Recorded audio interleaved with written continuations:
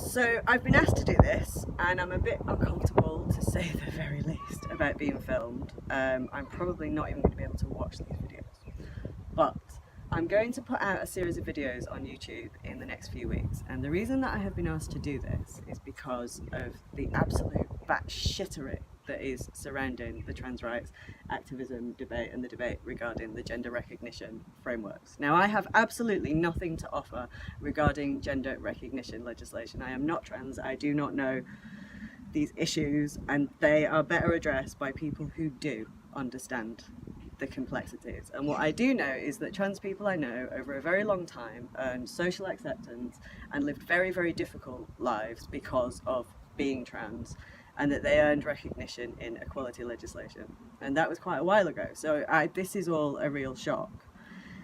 Now, it looks at the moment like women and trans people are at loggerheads. Well, this is not sustainable. This is absolutely not sustainable, because actually these rights exist in this context, and this is not how these frameworks work. So what I'm going to do over the next few weeks is I'm going to release a series of videos, because basically what has happened is these rights have been granted and it has triggered a safeguarding debate. This is not a debate about feminism. This is not a debate about gender anymore. Once you have requested a safeguarding debate, which is a debate about access to spaces of safety from male violence, you are talking about frameworks with lots and lots and lots of vulnerable people. Now, the idea of social policy systems as complex systems with lots of competing vulnerabilities is not new. This is how we have always done this. This is not new. But what is new is the rapidity with which a certain brand of activism has misunderstood the situation and made it toxic.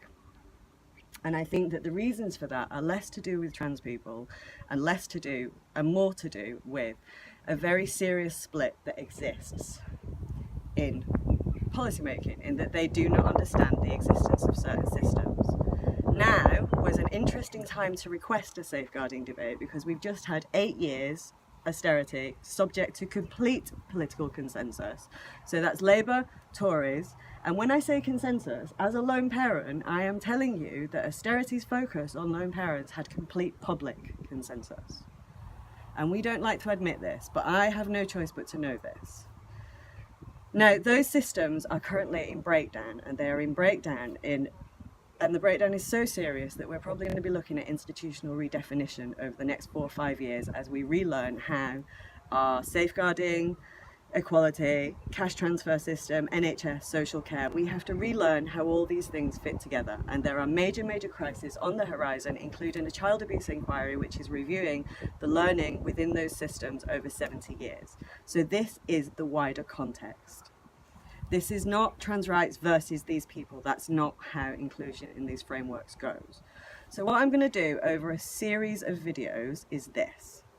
The first video, I'm going to look at the word TERF, and I'm going to look at how we can use that, because it's a very, very useful word that's currently doing a lot of things that are actually very good for a lot of people. But what is happening is that word is threatening to jeopardize trans rights completely. So the next video will be about the word TERF. And then over a period of about 5 or 6 videos, I'm going to discuss the way that policymaking views these systems. And I'm going to go system at a time. I'm going to cover an aspect every couple of days. Probably I'll try to keep the videos under 7 or 8 minutes. I understand that this is quite boring. I'm not even sure if anybody will watch them. But that's what I'm going to do. So I'm Lisa Muggeridge. This YouTube channel is me talking, and that was my first video. Hello. Oh, by the way, could you subscribe? I'm supposed to ask you to subscribe. Okay. Hello. You've already got like 9 subscribers, so. I know.